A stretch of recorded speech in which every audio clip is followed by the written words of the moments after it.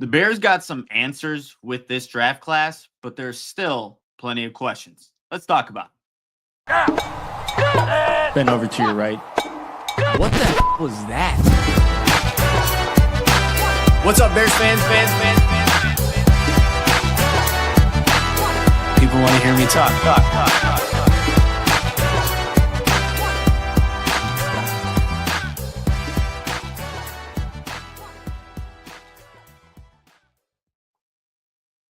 What's going on, Bears fans, and welcome to another episode of the Nicholas Moreano Show.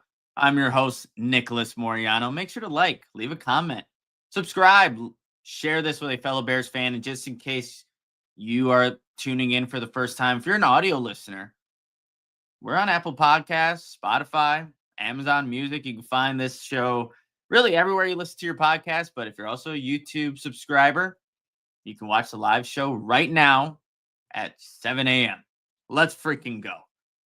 Wanted to get this podcast in early because I have some things going on later today, and I was supposed to do, a show yesterday, but scheduling, timing, things just didn't work out. So wanted to get on here early enough today, get this show out there. But really quickly, you notice I'm wearing this sweet jacket.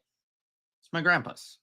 Actually, yesterday was a full year since, he had passed, and time just kind of goes so quickly, honestly, you guys, that you kind of even forget about it. But then, yeah, April 30th. So rocking my grandpa's jacket, and appreciate some of the messages that people have sent me. So it was, it's really nice of you guys. Another thing, just it's weird how life works too. Like yesterday, honoring my grandpa who lost his life, but then it's weird because today's May 1st, and a year from now, my fiance and I will be married. It's so crazy, celebrating a new part of our lives. So it's just crazy how life works. But yeah, so I don't know, crazy couple days. But let's get into some football talk. Just want to get that out here at the top of the show. So with the draft over and done with, guys, I mean, a week ago today, we were anxious to find out who the Bears were going to draft number 10 overall, right? Ended up being Colston Loveland. And now we have some answers with this draft class, but as this show is titled, there's still some questions about this Bears team following the draft. So this is actually going to be this exact topic. Is if you're someone who likes to read articles and things like that, I'll have this exact article on Bear Goggles on most likely later today. So you can read that if you don't get a chance to watch or listen to this show at any point, but it will be out here for anybody who likes to read articles. So Bear Goggles on, saying top 3 biggest questions about the Chicago Bears following the 2025 NFL draft.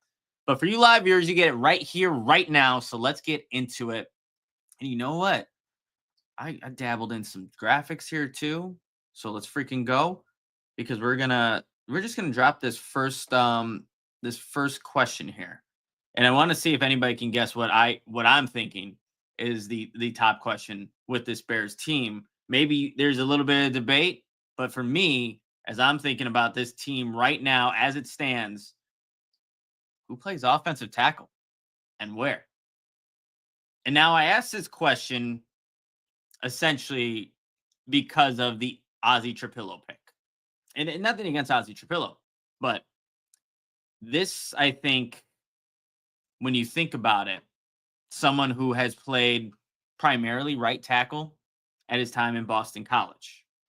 And I have some of the stats here, lining up at the position for 1,483 snaps over the last 2 years and 646 snaps at left tackle during his freshman season. So Ozzy Trapillo, as of recently, is more familiar with the right tackle position. Bears have a top 10 pick in the right tackle already on the roster with Darnell Wright. So that's why I pose this question: who's playing tackle and where? And 2 days before the 2025 NFL draft started, we got a chance to hear from Ryan Poles and Ian Cunningham. And Ryan Poles kind of opened things up about the possibility of Darnell Wright potentially playing left tackle. And I have that quote here in case anybody forgot about it or just wants to hear it. But this is Ryan Poles 2 days before the NFL draft when asked about Darnell Wright and the possibility of playing left tackle if something materialized in the draft. Something did materialize with Ozzy Trapillo, and this is Ryan Poles' quote.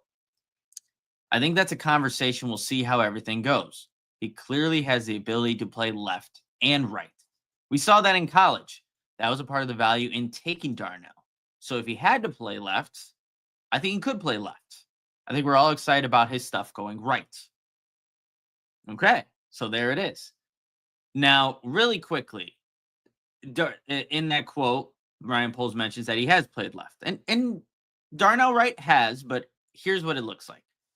Wright played left tackle during his sophomore year at Tennessee and played 920 snaps there in 2021. However, everybody, throughout Wright's collegiate and NFL career, 2 years in the NFL, he is lined up at right tackle for 3,587 snaps. That's college and the NFL compared to the 920 snaps he's had at left tackle. So, obviously, when you look at the totality of right snaps, he's played more on that right side in college, in the NFL. Ozzy Trapillo has also played more at right tackle throughout his collegiate career, 2 seasons there at that position compared to 1. So what are the Bears going to do? Where are they going to actually think about moving Darnell Wright from the right side to left, even though he has more of his experience on that right side, so that Ozzy Trapillo can potentially take that spot and you move Darnell Wright to the left side? Then what about what happens with Braxton Jones, who is still recovering from his fractured fibula? You also have Karana Magaji, who Ryan Poles and Ian Cunningham have talked about. And so has Dan Rochard, the offensive line coach, in high regards. So there's a lot of questions, I think, just circling in my mind about what the Bears are potentially going to do. To me, honestly, it's May 1st. I don't think they consider move. Well, not that they don't consider. I just don't think Darnell Wright moves from right to left tackle. That's just me. Not any source or anything like that. Just my opinion of it. I want to see if the Bears can think that Ozzy Trapillo can play left and just be another person in the competition at that position as of right now, because Braxton Jones can't really compete at that point. As of right now, he's still recovering and is going to be limited in training camp. So it's really a Karana Magaji. And if the Bears consider moving Ozzy Trapillo from the right to the left, and then you see who kind of wins that out. Okay. The Bear right here in the comments. I think they let Trapillo challenge at left tackle initially. Yeah, no, I mean, that's kind of where I'm leaning. Or guys, could this be something where just think of different scenarios of how this can play out? Do they just allow Trapillo as a second round draft pick, 56 overall, to sit, watch, and learn? And obviously you're cross training him at left and right. I don't even know if that's a great idea. Or maybe find a position for him, let him learn that position, and then Karana Magaji is taking those first team reps until Braxton Jones can come back. And then once he's healthy, then you see which one of those two guys is better. But at the same time, you're allowing Ozzy Trapillo to learn the NFL game, learn this playbook, get reps at whatever position you feel comfortable with him at. And then you see that can also be a scenario. I just don't, it's impossible to say right here, right now. But that's why, for me, it's the biggest question on this Bears team. Because I say maybe sit, but also he's a second round draft pick, 56 overall. Is that what you're going to do? Just have the guy sit and watch? Maybe. Again, we don't know. And that's why I have this right now as the biggest question on this Bears team, because you have to get it right. And moving right to left might not be the correct way to go about, his development. He's still a young football player. You don't want to put him on the left side, which might derail him but also it allows maybe Ozzy Trapillo to be more comfortable early on. So there are pros and cons whichever way you look at it.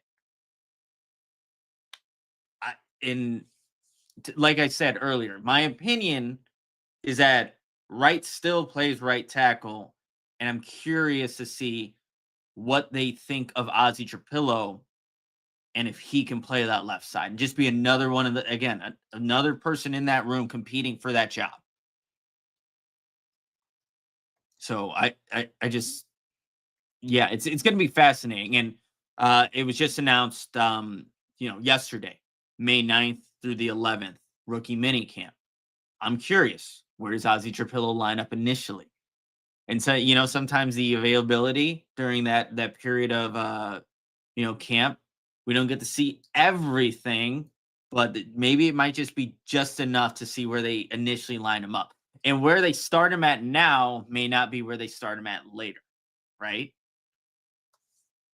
Look, I mean, hey, we have another chat here. Got to leave Darnell at right tackle. He's been solid there. Don't open up a second question mark spot on the line. Yeah, no, I mean, that's a really good point too. Do you want to create more question marks? One, you want to see how Ozzy Trapillo can translate from Boston College to the NFL. But then if you are moving Darnell Wright to that left side, we need to see how he would perform if that's what the Bears are considering doing. Ugh. It does get it does get, again, more questions come up. In the Bear, look, I think most people wanted the Bears to draft a tackle. They did. He's drafted someone who has played primarily right tackle the last 2 seasons, so that's where it gets a little complicated. Whew.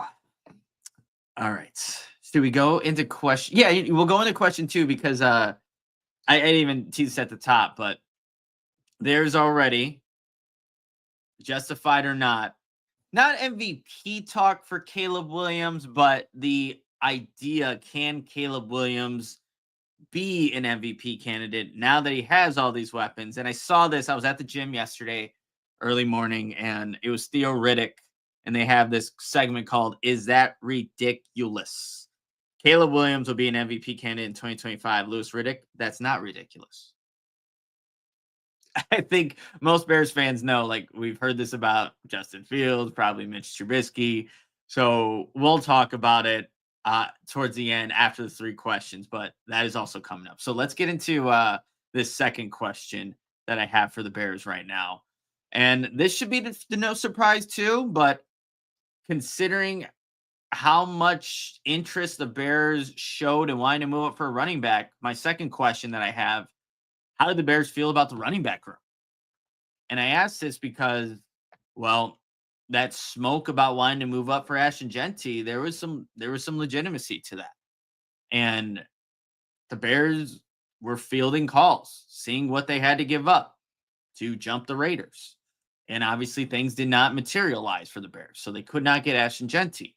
But then Dan Weir had a great article that came out, was it yesterday? Yeah, yesterday, detailing how the Bears were wanting to move up in that second round to number 35, where the with the Seahawks, I think it was with the Seahawks. No, the Bears couldn't secure. Yeah, with the Seahawks, but or number 35, and then just didn't happen. And even at 38, one spot ahead of the Bears with the Patriots, that didn't work out, and the Patriots end up taking Travion Henderson. So knowing that the Bears missed out on those 2 guys and then ultimately end up with Kyle Monagai from Rutgers, how do the Bears feel about this running back room as it stands today?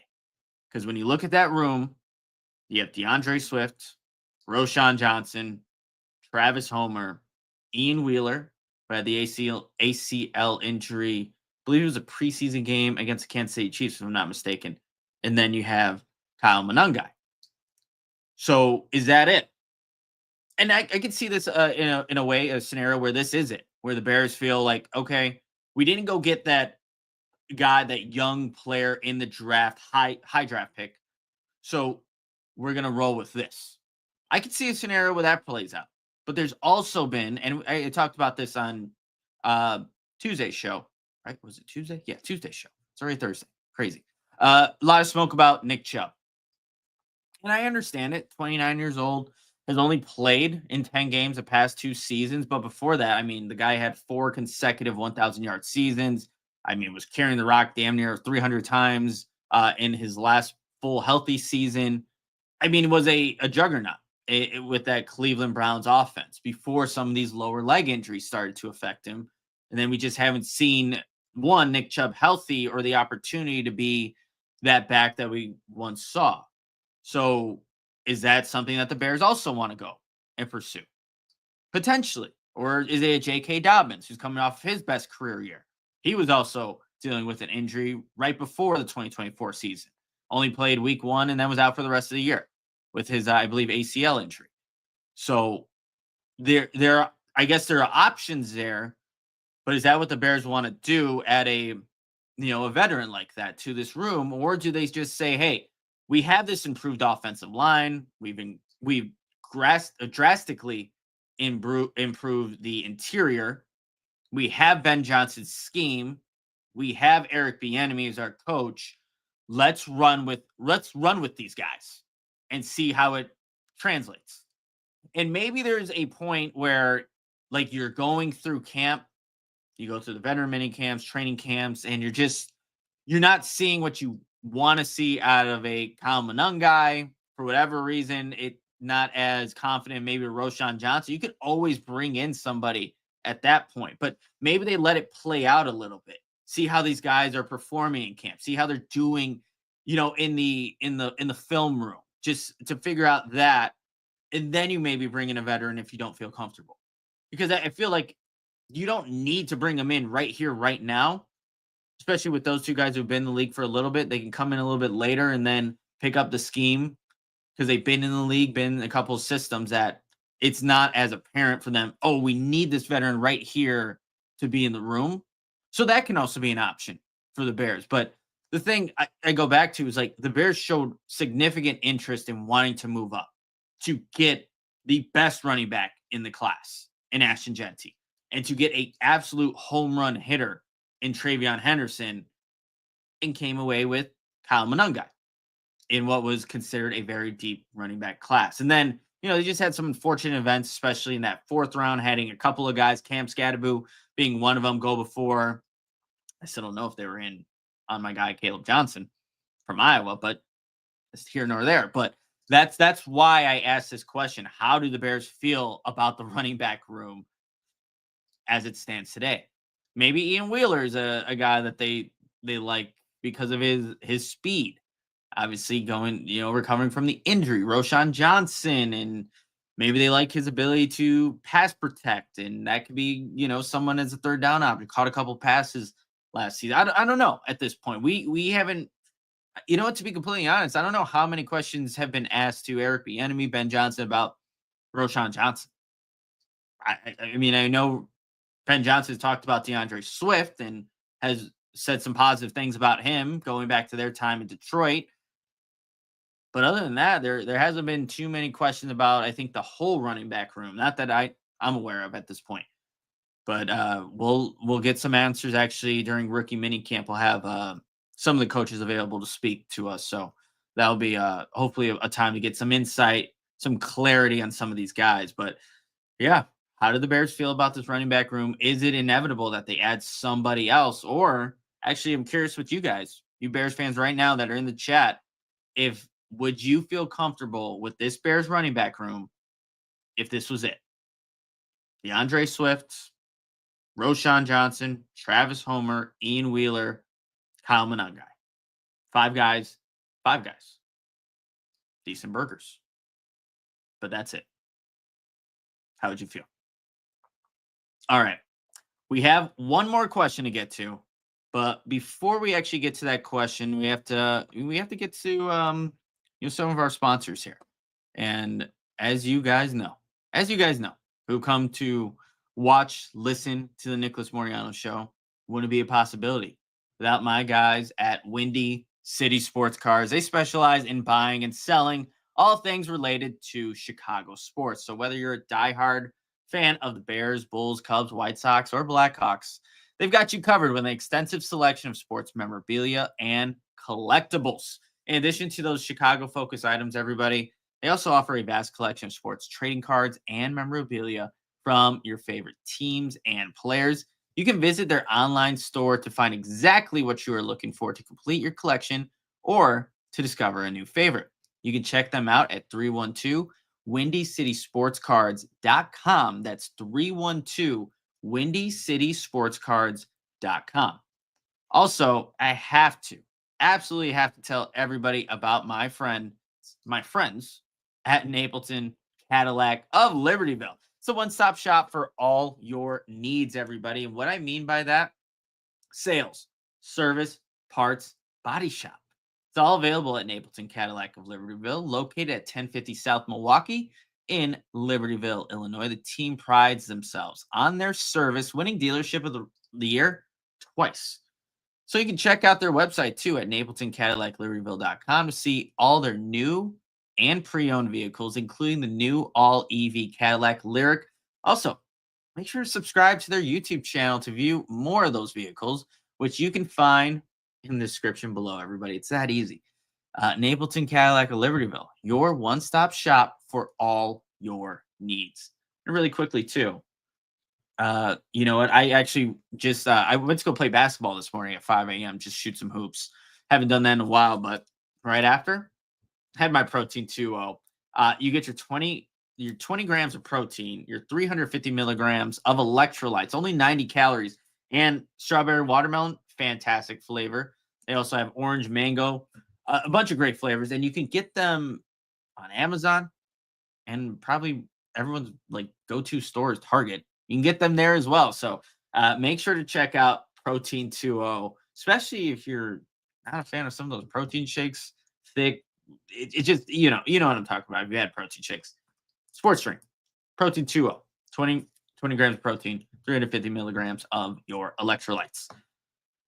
All right, guys, let's continue this Nicholas Moreano show. Make sure to like, subscribe, leave a comment, and let's get to question 3 here, because this was also something I thought the Bears were going to address in the drafts, but they didn't. So, question 3 here. Is there enough talent on the edge? So, I think that was when I was asked right after the NFL scouting combine, ended, I was still at the NFL scouting combine. I forgot who had asked me this, but what was, initially, what was going to be the Bears' first round draft? I said edge, and I still viewed edge as a major need on this team, despite the Bears going out and signing Dio Dengbo. But you just want to have not just 2 capable guys in Montez Sweat and Dio Dengbo. And Dio Dengbo, to be completely honest, a 3-year, $48 million deal with $32 million guaranteed. We still need to see Dio. He needs to earn that contract, right? Like, this is a guy that former 2nd round draft pick, so in his 4th season in the NFL, finished with 3 sacks, 31 combined tackles, 2 forced fumbles, and a fumble recovery. He did have 42 total pressures, career high. But the 25-year-old had his most sacks in his career in 2023 with 8. So I think there's just some mixed feelings about still a young player. I think an ascending player, someone that obviously fits the scheme of what Dennis Allen wants in a defensive end. But it's just going to be interesting that, that is who's going to be starting opposite of Montez Sweat. And Montez Sweat had a down year as well, too. I think he was definitely dealing with some injuries. But it's behind that is why this question comes up. Is there enough talent on the edge? Because really, those 2 are going to have to perform at a high level. Because when you look at the guys behind them, that's where, things get a little uncertain. With Austin Booker entering his 2nd year after playing just 282 total defensive snaps. Dominique Robinson played in 6 games and total just 84 defensive snaps. You have Daniel Hardy, a former 7th round draft pick out of Montana State, 31 defensive snaps for the Bears. So it'll be interesting. Like, those are the guys that the Bears are going to have to deploy. Actually, I know I'm forgetting one more on here. Uh, Chroma, Jamry Chroma, I believe. And then also, you know what? Shamar Turner, also another Bears second round draft pick. He does have some flexibility to bounce outside, inside. He was playing more inside this past season at Texas A&M, but he also has that versatility, or has played on the outside as well. So there's just, I think, different combinations of how you can deploy these guys. But is there enough actual just talent in that room when Montez Sweat has to come out for a drive, for a couple of snaps, or same thing with Dio Dangbo? Do you feel comfortable with that second wave? And you know what? Honestly, this is not a finished room by any means. If I kind of expect at this point the Bears to go sign some veteran. I don't have names for you at this moment in time. That's probably a good episode for another day, but it just feels like they would do more, right? Just to kind of add a little bit more reliability, I think would be the best way for me to put this, because although, Austin Booker, I'm sure the Bears have some, have confidence in him going into year 2. It's a lot to put on a guy that, like I said, has only played 282 total defensive snaps. He's going to get more opportunities, but I don't know. I think we just need to see a little bit more proven talent, even if it's on the back end of most of these guys' careers, just to have in that room just in case. But I mean, it is still a question mark that I'm thinking of at this point in time, as we're kind of evaluating the Bears defense and how they can get better. And you know what, too, what's going to help these edge rushers is that interior pressure. So it needs to be better and more consistent from a guy like Gervon Dexter. You need to have Andrew Billings stay healthy, but you did bring in Grady Jarrett for a reason. And the Bears feel confident, despite, being just turning 32 a couple days ago here, that he can still produce. And behind that, you do have Shamar Turner, who has all the energy in the world right now. So you need to see him go out there and ball out when he gets his opportunities. And he definitely should. Just looking at, the snap counts from last year and, where he's going to fill in, Shamar Turner is going to get playing time, you guys. So he needs to go out there and show that he can be a capable person that can dent the pocket, create more opportunities for these edge rushers to hit home. So that's going to be, a thing that I'm watching for. I see Howie in the chat putting a couple of chats here in a row. We set versus the run: DN, Montez, Dio, Turner, Booker, Hardy, but not on third down pass rush. That's a good point. Yeah. What are they going to do with those turbo packages where you do bring in guys to rush the passer? You know what? And maybe that's where, like, a guy like if Booker comes in, because I remember just talking to Travis Smith, the old Bears defensive line coach last season, that unorthodox way of rushing the passer, because just such long legs. I mean, just legs for days. Adding a little bit more weight and seeing how you can maybe deploy a guy like that into your defense. Maybe that's something that Dennis Allen's thinking of. And I don't know if Booker's run only. I mean, he still needs to put on more weight there, Howie. I think, to even set the edge a little bit better. So maybe we'll see, though. We'll see how Booker develops in year 2. And that's why they have, the guys that they have to develop. You have some of these veterans to learn from. Like this, it'll be a big year for Austin Booker, who the Bears moved back up into last year's draft to come and go get. But yeah, so those are really, I think, the 3 top questions that I have when thinking about the draft, how it all played out. The Bears didn't get an edge rusher, and that's why this question pops up here. And the only way that they kind of address that pressure up front is with Shamar Turner, who, I'm still going to do more homework on him, but, first impression, do like what he could potentially bring. Do like that. All right, you guys, let's get into really quick. I don't know how much we're going to go into this, but it is interesting. And I don't have a graphic for this. I probably should have made one. But oh well, you got these three. And start. Super easy to do. So I don't know why I don't continue to make graphics. But like I said at the top, or kind of the middle of the show, I was at the gym yesterday. They have ESPN on all the TVs at Bears Fit, and they were going through segments, and that's a thing. When you get done with the draft, obviously you'll have rookie mini camps and veteran mini camps, mandatory, voluntary, all this stuff, the different phases in the off season. But you got to fill time. We're filling time right now, talking about the three biggest questions. So I don't fault ESPN for doing it, but it's the same old song and dance, to be completely honest. And ESPN has a segment, "Is this ridiculous?" for Louis Riddick. And the question, or the statement, Caleb Williams will be an MVP candidate in 2025. Louis Riddick, that's not ridiculous. Okay, like it's not, but we need to see Caleb Williams in this offense, and he has all the weapons, the offensive line to succeed. But again, my first biggest question is at the offensive tackle spot, right? So we need to see what the Bears actually do there, because that's going to be a pivotal piece. If Caleb Williams is going to stay upright or not, how they configure the guys at those two positions, left tackle, right tackle, with the rest of the line. But for Caleb Williams, a guy that obviously showed plenty of flashes in his rookie season, right? But he was also sacked 68 times. That's why they went out and addressed the offensive line as they did.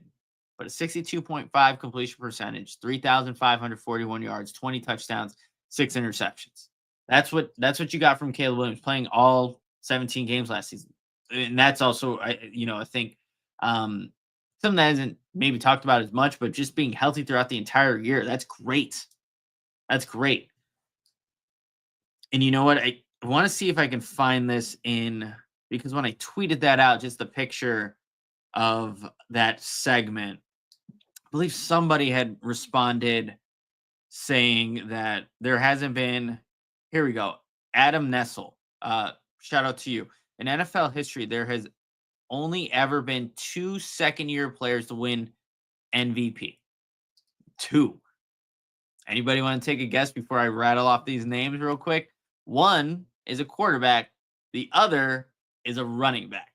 So only in NFL history, according to Adam Nessel here, there's only ever been 2 second-year players to win MVP. First one, Dan Marino in 1984 and Jim Brown in 1958. And Jim Brown also happened to win his rookie of the year. That's insane. Only 2 to ever win it in their second year. Will Caleb Williams be the third? I'm not going to come out and say to you on this podcast right here on May 1st that Caleb Williams is going to win the MVP. That's outrageous. Do I think he's going to have a jump in year 2? Absolutely. If he doesn't, there's issues, because there's way too much talent on this offense, with the offensive line now being addressed, with the weapons he has, and the head coach who has the offensive mind that has taken Detroit to new levels since he's been there and was calling plays for the last 3 years. So you factor all that into the equation. Absolutely, Caleb Williams should be a more efficient quarterback, take far less sacks, and just be a distributor. That's the biggest thing I want to really see from Caleb Williams in year 2. Just be I was playing, like I said, I was playing basketball this morning. Be a point guard, man. I get it. Like, there's going to be times for him to make plays, something out of nothing. But for the most part, how this should work, and agree with me. Do you agree with me? Like, he should be a point guard. Get the ball out and just distribute the football. Distribute the football to all these playmakers. You have DJ Moore. You have Roma Dunse. You have Cole Kmet. You have Colston Loveland. You have Luther Burton. Like, yeah, that's what it should look like. Absolutely, that's what it should look like. So if you're doing that, you guys, I don't see how he doesn't take a jump up, right? Oh, John, did he leave Mahomes off too? I mean, he did have the crazy second year. For whatever reason too, with Patrick Mahomes, kind of getting derailed here, but like he sat his first year, and for whatever reason, I always forget about that. But yeah, okay, there you go. In his second year, good catch, John. Appreciate you. Yeah, so the fourth player. Hey, Adam, appreciate you, man.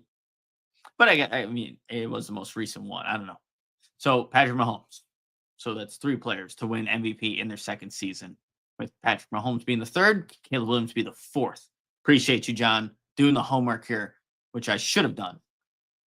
But I trust. Hey, I trust the people that interact with me on Twitter. I trust you guys in the chat.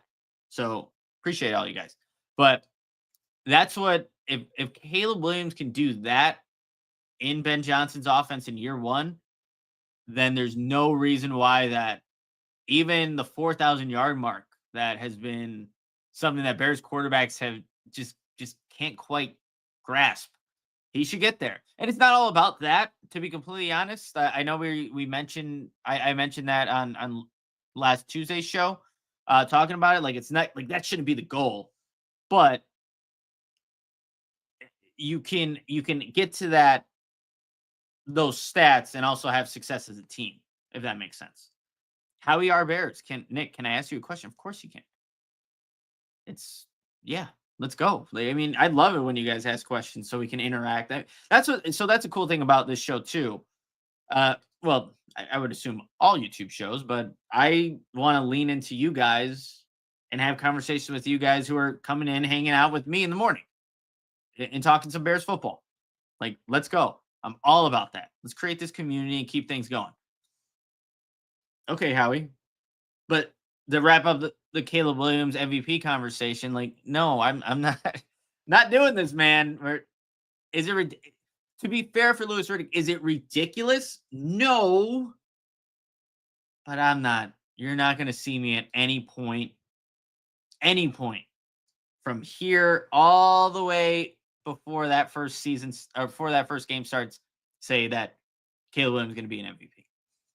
Let's let this season kind of play out, see how he's picking up this offense, see how he's utilizing all these weapons. Let's see how that line is blocking, and then maybe we can have an actual discussion once there's proven stats and a record to go with it. That's when we can have it. We have really quickly, how we are Bears. Buffalo traded picks 132 and 169 to Chicago for 109. Why was this trade 20% lopsided against us when all others with Buffalo were even? They should have included 177, netting us Ollie Gordon, Dev Neal. Why was it so lopsided, or why was it lopsided? Why was this trade 20% lopsided against us? I mean, 109. Yeah, no, I mean, I don't have a great answer for you, how we are Bears, but I mean, obviously, when you're dropping that far back, I mean, I guess that's where however the algorithm works, that's why you would be lopsided one way over the other. 132, 169. I mean, obviously, there's been talk about this draft going, once you get into the second and third rounds, it's good talent, but past that, I think consider overall a weaker draft. So I think you would just want to have the 109 be a little bit higher there. So, but yeah, no, Ollie Gordon, where did he end up even going? Because that was actually somebody early on pre-draft process I was like watching out for, and also somebody that was at the Senior Bowl, if I'm not mistaken. But honestly, there's a lot of these guys that I had watched before where I'm like, I don't even know where they ended up. I saw my guy Andrew Makuba, safety, Texas, ended up with Philadelphia Eagles. I'm like, damn. I knew that he wouldn't go as late as somebody as people were thinking. But goes to a good organization in Philadelphia, and I would not be surprised if that dude balls out. But yeah. But I mean, if the math says, I don't know. To be plain, I don't know why it was so lopsided. But yeah, again, that trade happens too because of the running backs. I think that end up getting taken there, right, in that fourth round, or yeah, in that fourth round. So Poles like, let's see what we can recoup later on and still build this team, and that's what ends up happening there. Wonder what this draft would have looked like had they gotten Travion Henderson, though. I mean, then you're not getting Luther Burton, right? But you get Travion. Do they, would they have had? I don't think they'd have to give up 41. No, no way. So Travion, do you get an edge rusher there? Who knows? Who knows? But all right, guys. I mean, that's what I wanted to talk about today. So we had our biggest questions, a little bit of MVP, Caleb Williams. Howie, can I ask? Yeah, I'll try to ask when I get to. I honestly, I could just do more research into it as well. I haven't thought about it until just now when you brought it up. So I'll see if I can get to that and maybe have a better answer. But I can also ask people too why I was so lopsided.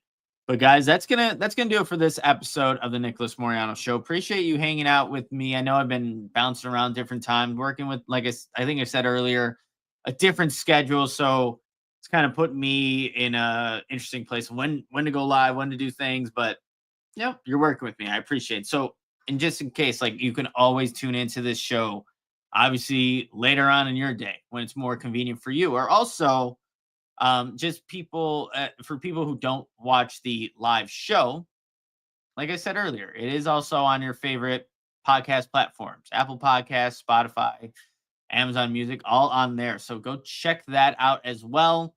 If you're someone that likes to listen to these shows while you're driving, doing a workout, whatever it may be, you could do that as well. But everybody, have a great rest of your Thursday. I will check in with you potentially tomorrow. Again, weird schedule, so I don't know exactly how it's going to all play out, but appreciate everybody for tuning in. Please like this show, leave a comment, share this podcast with a fellow Bears fan. They're looking for different Bears content. And what I'd like to say that I'm pretty good at, not to my own horn here, but I like to stick on the Bears football. But it doesn't have to be like, just it kind of is topic after topic, but I do like to talk Bears football because I know that's what you guys enjoy. Will there be times to definitely, go on tangents? Absolutely. Absolutely. But I do like sticking with the Bears football, and, this, whatever podcast ends up being, 40 minutes, 45 minutes, 50 an hour. It's going to be primarily Bears football, which I know you guys enjoy because you guys are dedicated Bears fans. And it doesn't matter whether it's May, April, August, you're going to be tuning in because you're dedicated to this football team. And there's some excitement, definitely buzz around the team after this draft was finished. But that's going to do it, everybody. I will let you know if I do a show tomorrow. But like I said, subscribe, comment. That's going to help me out, help the algorithm out, help get this show out to fellow Bears fans. So, all right, you guys, I will let you guys get to the rest of your day. But until then, bear down, Chicago. Bend over to your right. What the was that? What's up, Bears fans? People want to hear me talk.